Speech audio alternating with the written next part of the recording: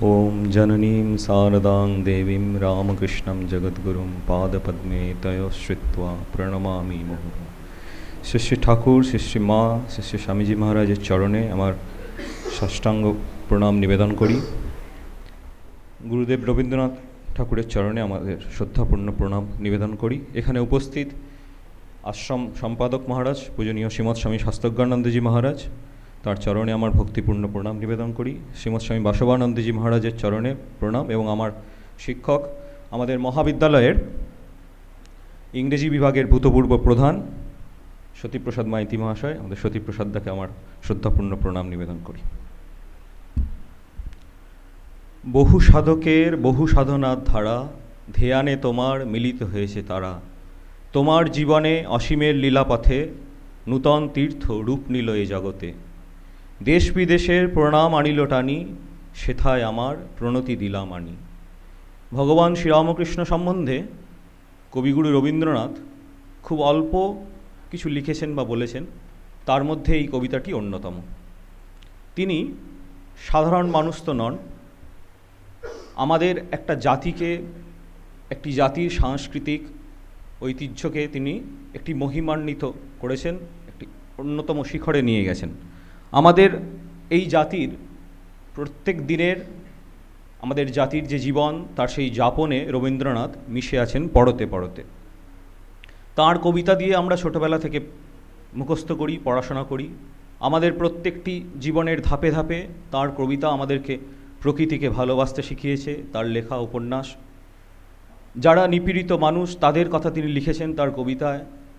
সমস্ত স্তরের মানুষকে তিনি তার সাহিত্যকর্ম দিয়ে ছুঁয়ে গেছেন। এই জন্যই তিনি সাধারণ মানুষ নন, তিনি একজন মহামানব। এখানে যে বিষয়টি দেয়া হয়েছে আমাকে, ওই মহামানবও আসে, আমি এটা সম্বন্ধে একটু বলবো যেটুকু পড়াশোনা করেছি। এটি কিন্তু কবি একেবারে তার শেষ সময়ে লিখেছেন।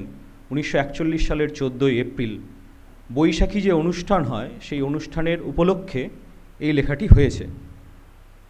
এই লেখাটি সম্বন্ধে মৈত্রী দেবী তার স্বর্গের কাছাকাছি যে স্মৃতিকথা, সেখানে বলেছেন, একদিন সন্ধ্যায় আমরা বসে আছি, হঠাৎ করে সৌমেন ঠাকুর ঘরে ঢুকলেন। অত্যন্ত সুন্দর ব্যক্তিত্ব, লম্বা চওড়া গড়ন। তিনি একসময় একদা জার্মানিতে জেলবন্দিও ছিলেন। সৌমেন ঠাকুর এসে বললেন, রবিদা, রবিদা। কবি তখন একটু আচ্ছন্ন অবস্থায় ছিলেন। চোখ মেলে বললেন, ও সৌম, তুমি কি এখন যাচ্ছ?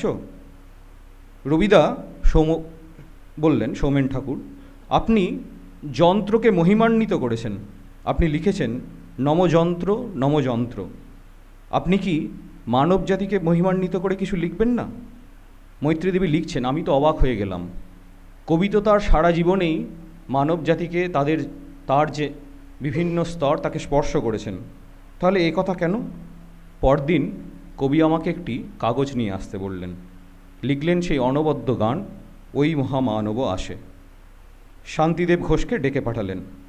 সেই অবস্থাতেও, সেই কবির শেষ অবস্থা প্রায় বলা যেতে পারে, সেই অবস্থাতেও গানের স্বর কীরকমভাবে হবে সেগুলো বললেন শান্তিদেব ঘোষ, সেটা লিখলেন। পরবর্তীকালে আর ওরা লিখছেন স্মৃতিকথায়, 3-4 দিন আগে অমিয় চক্রবর্তী মহাশয়কে কবি বলেছিলেন, একটি বক্তৃতার প্রস্তুতি নিচ্ছিলেন, সেই সম্বন্ধে যা বলেছিলেন সেটি সভ্যতার সংকট নামে একটি প্রবন্ধে আছে। এই পয়লা বৈশাখের যাপনের জন্য, পয়লা বৈশাখের উদযাপনের জন্য কবি এই কথাগুলি বলেছিলেন এবং অমিয় চক্রবর্তী মহাশয় সেগুলিকে লিপিবদ্ধ করেছিলেন। পরবর্তীকালে উনি বলছেন, আমি পরের দিন এসে ওনাকে বললাম, এই বৈতালিকের জন্য একটি গান লিখবেন না, যেটি নতুন বছরে লেখা হবে? তখন বললেন, সৌম আমাকে বলেছিল মানব জাতিকে মহিমান্বিত করে একটি গান লিখতে। আমি সেটি তাকে বলেছি। এই বছরের নতুন বর্ষ উদযাপনের জন্য এটিই আমার লেখা।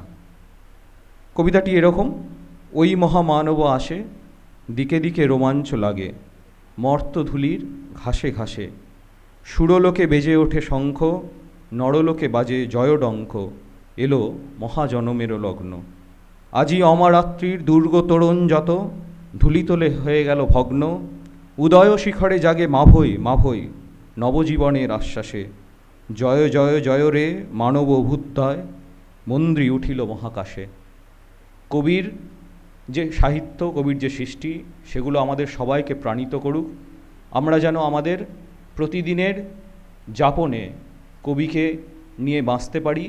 আমাদের যে সাংস্কৃতিক একটা সত্তা আছে, সেটা যেন তাঁর সাহিত্যে ভরা হয়ে থাকে।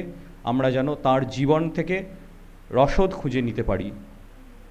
এ প্রসঙ্গে একটি উল্লেখ করব, একটি খুব সুন্দর একটি বক্তৃতা শুনছিলাম আমাদের পূজনীয় সাধারণ সম্পাদক মহারাজ গত 3-4 দিন আগে আমাদের ইনস্টিটিউট অফ কালচারে এই বক্তৃতাটি দিয়েছেন, যুগাচার্য যুগকবি।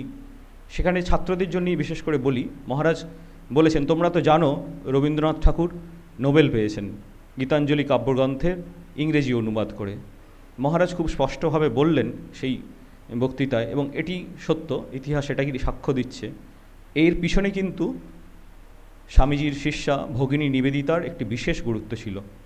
ভগিনী নিবেদিতা এবং ব্রজেন্দ্রনাথ শীল ওই ইংরেজ কোনো একজন বড়লাট বা তার কারো কাছে এর ব্যাপারে দরবার করেছিলেন, এবং এটি একটি বিরাট ঘটনা মহারাজ উল্লেখ করেছেন। কারণ সেই ঔপনিবেশিক শাসনের মধ্যে আমরা আছি, সেখানে একজন কবি, সেই জাতির একজন প্রতিনিধি, তিনি নোবেল পুরস্কার পাচ্ছেন, এটি একটি বিশেষ ঘটনা।